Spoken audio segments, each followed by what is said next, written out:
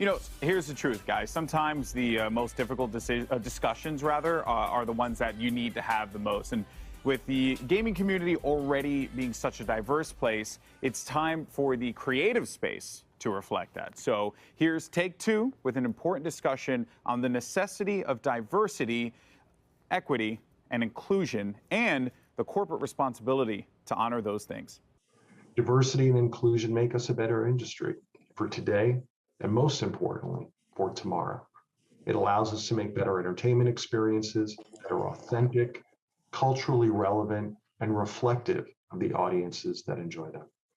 Today, we have brought together a few of our important partners who will share their organization's mission and role in this endeavor, as well as their insights on how we as an industry can continue to take these important steps together for the future. We hope that you find their work as inspiring as we do. It is now my pleasure to turn things over to my colleague, Tony Lagans, Director of Diversity and Inclusion for 2K, who will be the moderator for today's discussion. Thanks, Alan. It's my pleasure to be your moderator for today's session. Before we begin, I'd like to introduce my esteemed panelists today. Degenerates like you belong on a cross. This is what happens when a cult does not realize that their meeting is being broadcast in front of the world. I was watching this and wondering, why is a game development company trying to make me a communist? Yeah, we got nothing good to shill this year, boss. What do we do? Well, I don't, just do the diversity inclusion bollocks again. Just make up something to distract them. And remember, you fairies, make sure to call them bigots if they notice, because here at E3, our studio, Take-Two Interactive wants to share what our priorities are, which evidently told all of us, so that means that you have no games then. Bravo. I mean, every year that goes by, I hate the month of June more and more. You know what this brainwashing Zoom call needed? It really needed Jordan Peterson to spank these bedwetting millennials who were never asked to grow up. And wow, I'm actually impressed because they actually managed to get fewer views than Joe Biden's speech. Now I get why they did this digitally, because if it was actually live, people would have walked out the moment they spewed out this verbal bile. Now we're going to give credit where credit is due to Nintendo and Microsoft later on in the video. But first, I need to get something out of my system. I assume that gamers with disabilities was synonymous for games journalists, because every time Greg Miller preaches, he finally gets permission from his wife's boyfriend that he can touch her. I'm very happy for you, Greg Schiller, mate. Good job. But I'm not surprised that this fella went the whole corporate soy boy route. Imagine getting paid to complain about everything. Journalists are a joke to the working class. The gaming community needs to be better about building the community it's in. Yes. And I can't agree with that enough. If you know anything about Greg Miller and Kinda Funny, being better is a big part of what we always talk about. It's be better to each other and don't be a jerk. And I know right now, on our very own Twitch page right here, a bunch of people are being jerks. And everybody who's a good person, which is the majority of gamers, need to step up, ladies and gentlemen, and of course show that the positive outshines the negative.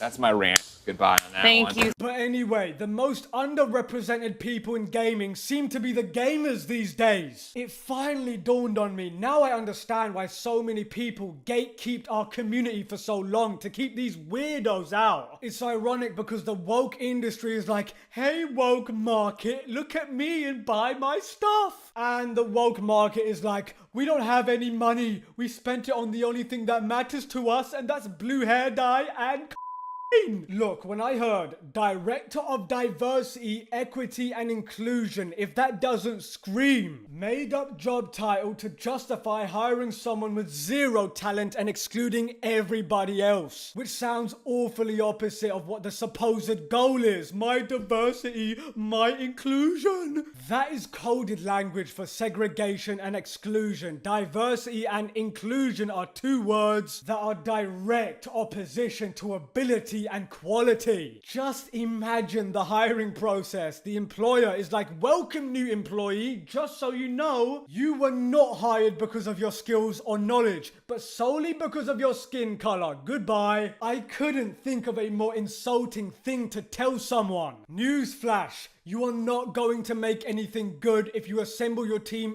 based solely on their identity rather than their skills. If diversity was organic and not forced, I would like to think most of us would actually appreciate the variety. But this right here, this garbage is blatant social engineering and not in good faith. And those of us who are aware of this have a problem with it. These woke corporations have enough money to literally end poverty or homelessness around the globe several times over, and this is the solution they come up with. Here's a fun fact for ya. 99% of people who harp on my diversity and my inclusion in the gaming culture, I would wager to say that they're not actual gamers and don't even care about diversity. It's all projection for their own weird insecurities. Eventually though, they will just eat their own until there's nothing left. We just have to wait it out. Now, I just want to say that this Zoom call was done by Take-Two Interactive, the same company that has a casino in a $60 sports title called NBA 2K and is rated E for everyone. These are the same morons preaching about diversity, equity, and inclusion. Okay, buddy. Also, I should add, in GTA 5, when you meet Trevor for the first time, he's slamming into the back of a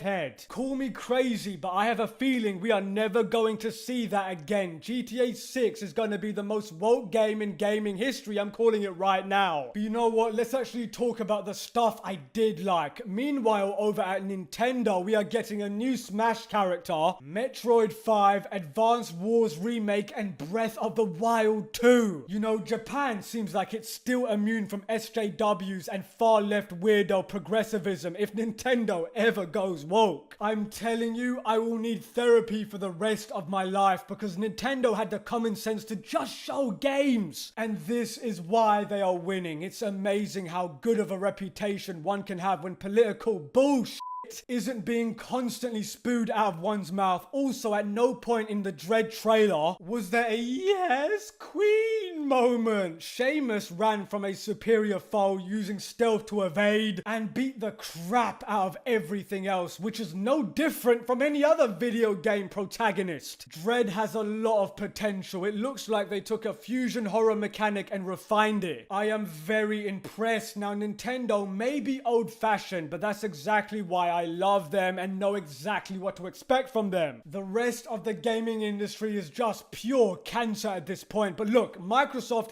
did have a decent showing. You can make the argument that they objectively had the best presentation from a pure gaming perspective. Halo Infinite at least tried to be decent. It looks interesting for sure, but I'm worried it's going to be as unstable as Halo 5. But only time will tell. Now, Elden Ring looks like a Dark Souls Shadow of the Colossus hybrid. We all know that the lore will be vague and insanely rich. I can't fucking wait. There's only 7 months left. When Miyazaki went to school, he gave his teacher homework. That's how much of a legend he is. But the real question is, can we get the Moonlight Greatsword? Because we are getting a Moonlight Deer boss fight. That would be a sight to behold. Now, Square Enix's and Ubisoft shows were straight dumpster juice. That is all I'm gonna say about it. They don't even deserve an explanation. And on that bombshell, Manic's out.